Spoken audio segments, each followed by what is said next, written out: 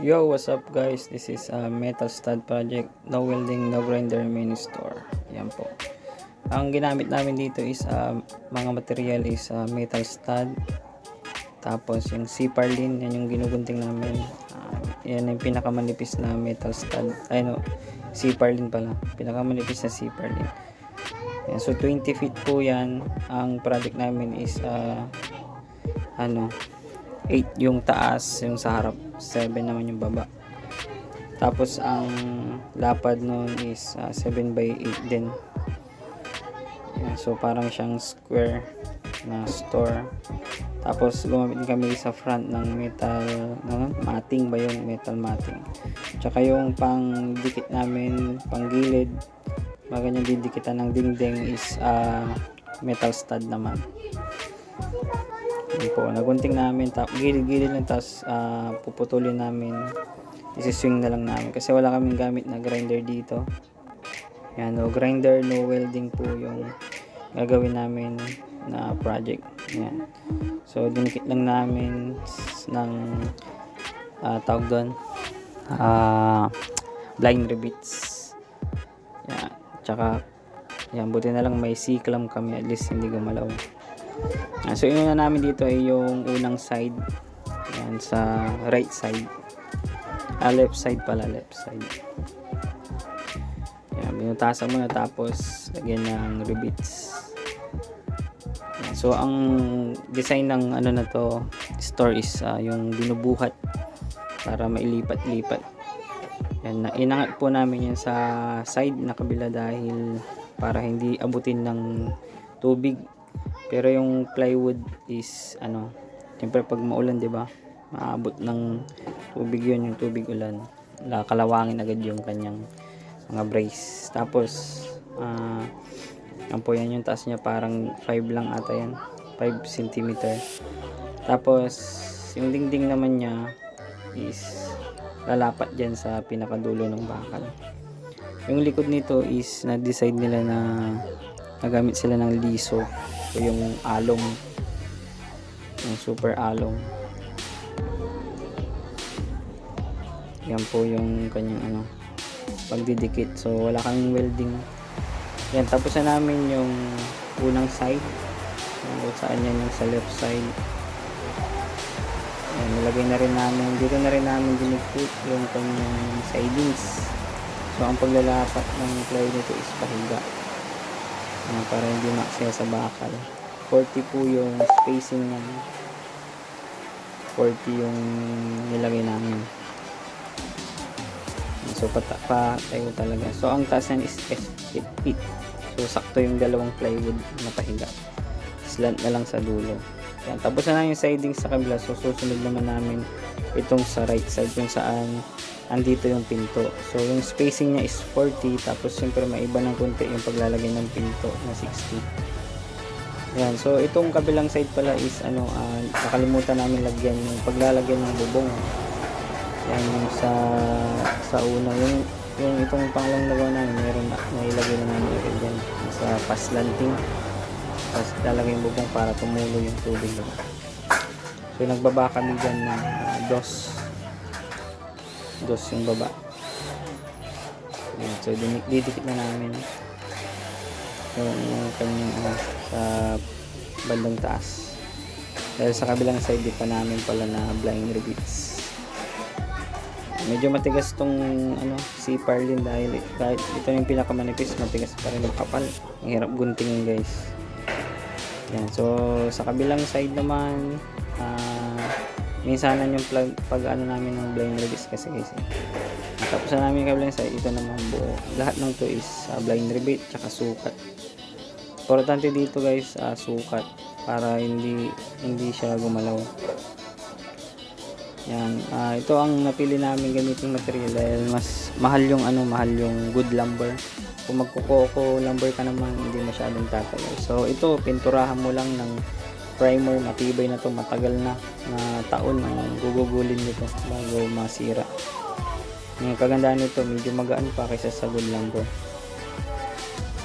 Yan, so ginabi na kami nito, naikabit ko na rin yung kanyang braces para tumayo na yung tindahan. At least masukat na namin ulit yung sa sidings, ay sa likod pala, sa likod na paglalagyan ng liso, tapos yung matting niya, steel matting niya sa harap. Tapos kung gaano kaluwang, kung gaano kababa yung kanyang yung paglalagyan ng pasamano sa sa harap ng tindahan. Pagod na nga ako niyan tapos madilim. So sinukat ko na yung paglalagay ng steel matting. Tatanungin natin yung nagpagawa kung gaano kaluwang yung kanyang bintana. So pagka umaga, pagputok ng araw, umpisa na namin agad. Ito yung second day. So nag-umpisa kami noon is almost 11 na, dahil nagbiyahe pa kami mula Dagupan papuntang Lingayen. Ito umaga yan, tinrabaho na agad habang bibili sila ng ibang materyales. Nilalagay ko na yung paglalagay ng likod. Yan, ilagay ko na. Sukat na rin yan, sukat tapos lagay gunting ganun. Tapos yan, nailagay ko na sa kabila. Dito naman sa una is pinifix ko na, final ko na, dahil para hindi na siya gumalaw. Tapos may eskwala ko na yung dulo, kanto-kanto. Yan. Yung nakalimutan ko pala yung sa taas, yung paglalagyan ng pagpapatungan nung sa gitna na paglalagyan ng bubong. Yan, para hindi na maksya sa metal stud, hindi na namin idudoble kagaya ng ginawa ko dito sa bahay namin. Ito single metal stud pero makapal yung sa gitna niya, yung pinaka gitna nung paglalagay ng bubong. Kasi ang bubong nito tatlo lang. Yan. Yung dinoble ko guys, dahil ipapatong namin yung bakal na makapal, yung C-purlin sa gitna. Yan po, yan yung C-purlin sa gitna. Kailangan ilapat dun sa taas, kaya dinoble ko yung metal stud sa dulo. Yan. So ito na, hindi ko na naipakita kung binubungan dahil umulan. Nung nagbubong ako, umuulan guys. Yan. Nailagay ko na rin yung dingding, yung yero. Yan. So ito ay pangatlong araw kung daw nagkakamali, pero 3 days namin ginawa to guys. Yung nga lang may pinuntan pa kami, gumawa pa kami ng nagkabit kami ng, install kami ng TV na malaki, kaya umabot kami ng 4 days. Pero 3 days lang to, tapos na. Yan, ginabit ko na yung sa dingding niya sa kabila, plywood marines. Yan, itong kinakat ko dito, ay hirap mag-cut kasi walang lamesa sa baba. So metal stud yung gamit ko rin, tsaka sipal yung pagpapatungan ko, tapos alalay na sa paglagari. Kabilang side to, para sa kabilang side, sa kung saan nandun yung pinto. Yan, 2 plywoods din yung kailangan dito. Yung pinagtabasan ko, yun din yung nilagay ko sa pinto. Yan. So yung sa unang plywood 4x, yan, babawasan lang ng 20 cm, tapos okay na. Yan, sukat, tapos barena, blinder bits, yun lang guys. So napakadali. Kung may tools ka lang, kahit barena, tsaka gunting ng yero, okay na. Blinder bits, tsaka itong blind gun, blinder bits gun. Hindi ko lang kung anong tawag na. So wala pang spring yung akin, kaya medyo matagal. Gamit na gamit ko na rin yung sa mga nagpapagalos, metal na rin lahat. Naalala nyo yung sa mesa, ginawa ko, tapos yung patungan ng lutuan, metal yung mga yun. So gamit na gamit guys, tiles yung ibabaw ng diba. Yan, so nilalagari ko na alalay lang, nakas lang, dahil kung tinuwi ko masyado yun, babangga dun sa semento. Yan, sinupawis na ako nyan dahil uminit, umuulan. Tapos ko na nailagay yung metal matting. Hindi ko na rin na-video dahil yung nag-video is nakatulog. Hindi ko na rin mahawakan yung camera dahil low-bat. So ito, pagkalabas niya, binidyo niya ako, tapos ko na nailagay yung metal matting natin. Yan yung screen, yan yung pinakamanipis, nasa 400 plus din natin. So ang budget pala na score na to is almost 12k, mahigit ata. Hindi ko alam, ako sure. Pero yun yung niya, pricing niya. So yung bubong nito sa kabilang gilid is yung nagamit na, dahil okay pa naman yun. So 2 yero lang yung pinabili ko dito. Tapos 5 plywood na marines.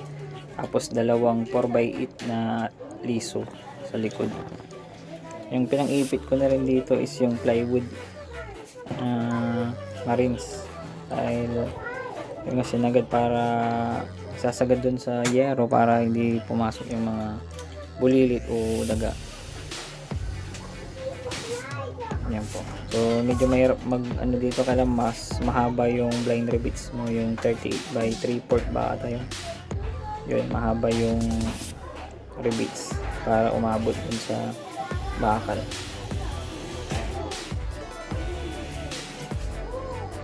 Yan, sana tumago. So ito na po yung finishing niya. So, almost finish pala. Yan yung likod. Yan, likod po nung ano. So hindi pa namin tinabas yung sa gilid. Ito yung sa gilid kung saan nandun yung pinto. Asan yung harap. Ito yung harap. So ito ay ipapati lahat. Tapos pipinturahan ng gray. Makikita nyo na pagka sobrang tapos na ibibideo ko, guys. Yan. Pinintahan na rin yung bakal natin para hanggang nakalawang. So maraming salamat sa panonood, guys. Kung gusto nyo gumawa ng ganito, guys, sukat is PM nyo na lang yung comment down below. Yan. So yan, napati na namin. Ox na. Kahit ganyan nga lang, pwede na lagyan ng ano, ng paninda, di ba? Pero gusto ni kuya is ano, ma-finish. So maraming salamat. Subscribe, guys.